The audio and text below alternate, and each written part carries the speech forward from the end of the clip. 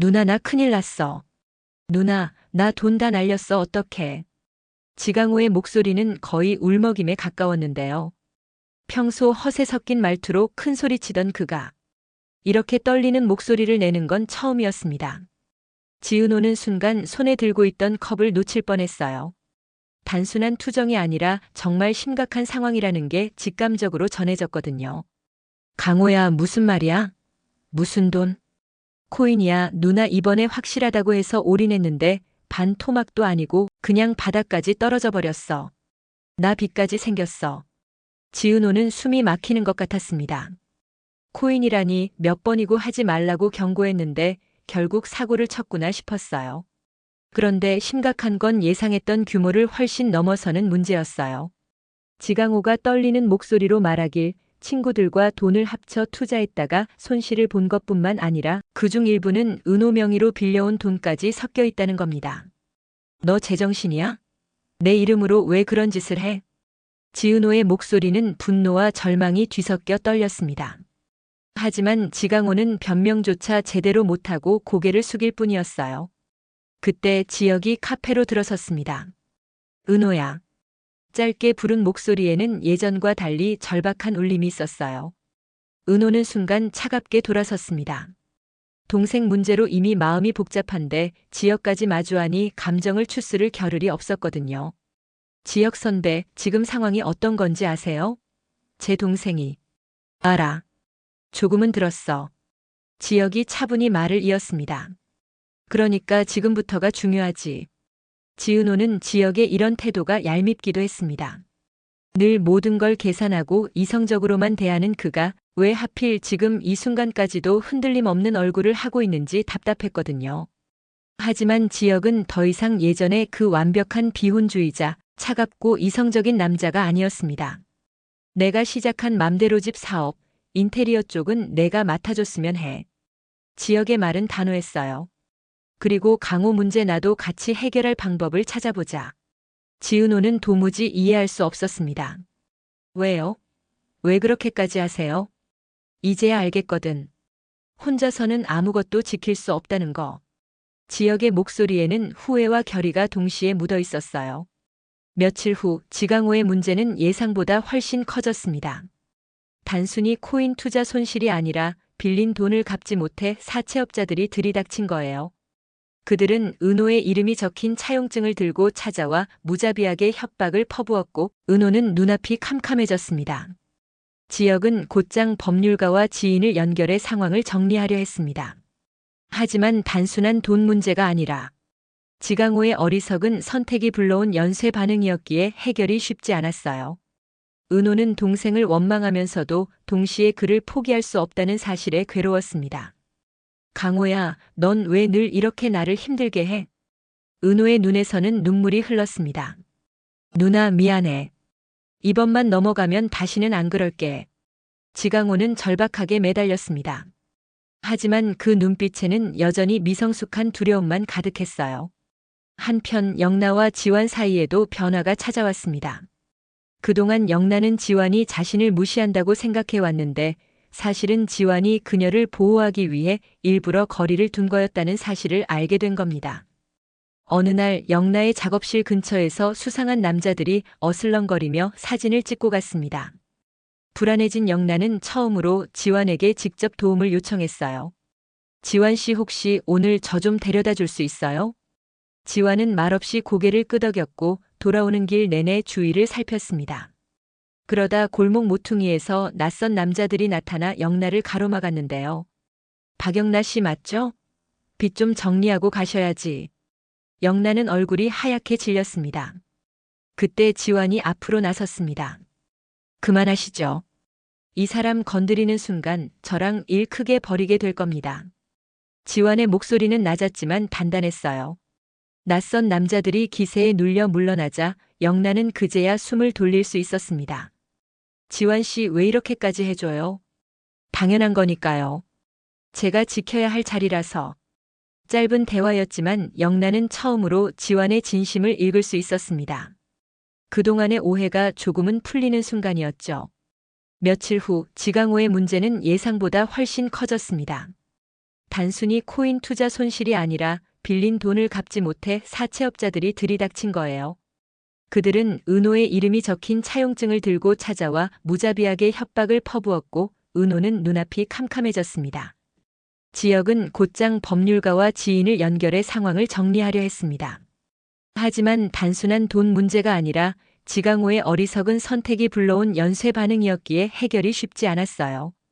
은호는 동생을 원망하면서도 동시에 그를 포기할 수 없다는 사실에 괴로웠습니다. 강호야, 넌 왜 늘 이렇게 나를 힘들게 해? 은호의 눈에서는 눈물이 흘렀습니다. 누나 미안해. 이번만 넘어가면 다시는 안 그럴게. 지강호는 절박하게 매달렸습니다. 하지만 그 눈빛에는 여전히 미성숙한 두려움만 가득했어요. 한편 영나와 지완 사이에도 변화가 찾아왔습니다.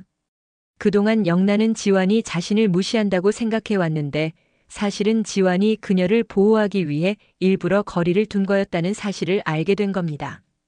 어느 날 영나의 작업실 근처에서 수상한 남자들이 어슬렁거리며 사진을 찍고 갔습니다.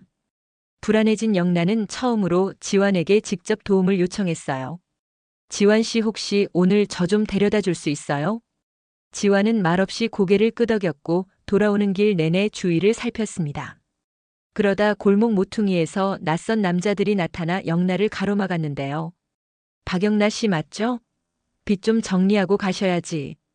영나는 얼굴이 하얗게 질렸습니다. 그때 지완이 앞으로 나섰습니다. 그만하시죠. 이 사람 건드리는 순간 저랑 일 크게 벌이게 될 겁니다. 지완의 목소리는 낮았지만 단단했어요. 낯선 남자들이 기세에 눌려 물러나자 영나는 그제야 숨을 돌릴 수 있었습니다. 지완 씨 왜 이렇게까지 해줘요? 당연한 거니까요. 제가 지켜야 할 자리라서. 짧은 대화였지만 영나는 처음으로 지완의 진심을 읽을 수 있었습니다. 그동안의 오해가 조금은 풀리는 순간이었죠. 다시 지역과 은호의 이야기로 돌아가 맘대로 집의 첫 프로젝트는 의외로 순조롭게 흘러갔습니다. 고객들은 지은호의 디자인을 높이 평가했고 지역은 사업의 가능성을 확신했습니다. 하지만 지강호의 사건은 여전히 발목을 잡고 있었어요. 투자자들 중 몇몇은 가족 문제로 사업 이미지가 흔들린다는 이유로 발을 빼려 했습니다. 지역은 흔들리지 않고 은호에게 말했습니다. 은호야, 포기하지 마. 내 동생 일은 동생 일이고 내 실력은 누구도 의심할 수 없어. 이번 프로젝트 성공시키면 모든 게 바뀔 거야. 은호는 그 말을 듣고 잠시 숨을 고르며 고개를 끄덕였습니다. 마음속에서는 여전히 두려움이 몰려왔지만 동시에 지역과 함께라면 이 위기를 버틸 수도 있겠다는 희망이 피어올랐습니다. 그러나 위기는 끝나지 않았습니다. 지강호가 사채업자와 얽히면서 경찰 조사가 시작됐고 언론에까지 이름이 오르내리기 시작한 겁니다. 은호는 또다시 눈앞이 캄캄해졌습니다. 지역은 밤늦게까지 은호 곁에 앉아 말했습니다. 은호야, 내가 강호 대신 무너질 필요 없어. 내가 옆에 있잖아. 이번엔 절대 혼자 두지 않을 거야. 은호는 그제야 조금 안도했지만 동시에 마음이 더 복잡해졌습니다. 지역에 대한 감정이 여전히 정리되지 않았기 때문이었죠. 은호야, 이제 진짜 조심해야 해. 이건 단순한 빚 문제가 아니야. 누군가 너희 가족을 흔들려고 작정한 거야. 지은호는 눈을 감고 깊은 숨을 들이마셨습니다. 이제부터 시작되는 싸움은 단순한 동생의 실수로 끝날 수 있는 일이 아니었어요. 지은호는 채권자들에게 협박을 받는 상황까지 당한 후 이대로는 안 되겠다고 생각해서 그날 밤 은호는 강호를 다그쳤어요. 강호야, 이대로 가면 너도 우리 가족도 끝장이야. 어떻게든 해결책을 찾아야 해. 강호는 눈을 질끈 감으며 고개를 떨궜다. 누나, 나도 알아. 근데 내가 감당할 수 없는 수준이야. 바로 그 시점에 뜻밖의 인물이 도움을 내밀었다. 박성재였다. 성재는 지역을 만나러 카페에 들렀다가 상황을 알게 되었다. 그는 은호에게 진지하게 물었다. 은호 후배 강호 씨가 무슨 일에 휘말린 거죠? 처음엔 은호가 망설였지만 성재의 단호한 태도에 결국 사실을 털어놓았어요. 성재는 잠시 말없이 앉아 있다가 결심한 듯 말했어요. 이 문제는 내가 정리할게. 돈 문제라면 내가 해결할 수 있어. 대신 강호 씨, 이번 기회 놓치면 다시는 기회 없다고 생각하세요. 은호는 그 말을 듣고 순간 멍해졌다. 성재가 이 문제에 적극적으로 나서는 모습이 의외였기 때문이었어요. 그리고 바로 그 장면이 은호의 마음을 흔들기 시작했어요. 그날 밤 지은호는 집 앞 벤치에 홀로 앉아 있었다. 동생 지강호가 겨우 잠든 뒤라 마음이 한결 가벼워야 했지만 마음은 오히려 더 무거워졌다. 빚 문제는 본부장님이 해결해 주겠지만 그 과정에서 보여준 그의 진심 어린 눈빛이 자꾸 떠올랐다. 은호 씨, 걱정하지 마세요. 제가 끝까지 책임질게요. 그 말은 단순한 위로가 아니라 다짐 같았다. 두 남자 사이에서 흔들리는 자신을 인정하고 싶지 않았지만 부정할 수도 없었다. 그 순간 휴대폰에 낯선 번호가 떴다. 은호 씨, 곧 진실을 마주하게 될 겁니다. 서늘한 목소리와 함께 전화는 끊겼다. 은호는 핏기가 가신 얼굴로 휴대폰을 내려놓았다. 그리고 직감했다. 이 싸움은 이제 단순한 사랑의 삼각관계가 아니라 더 깊고 위험한 진실로 향하고 있다는 걸.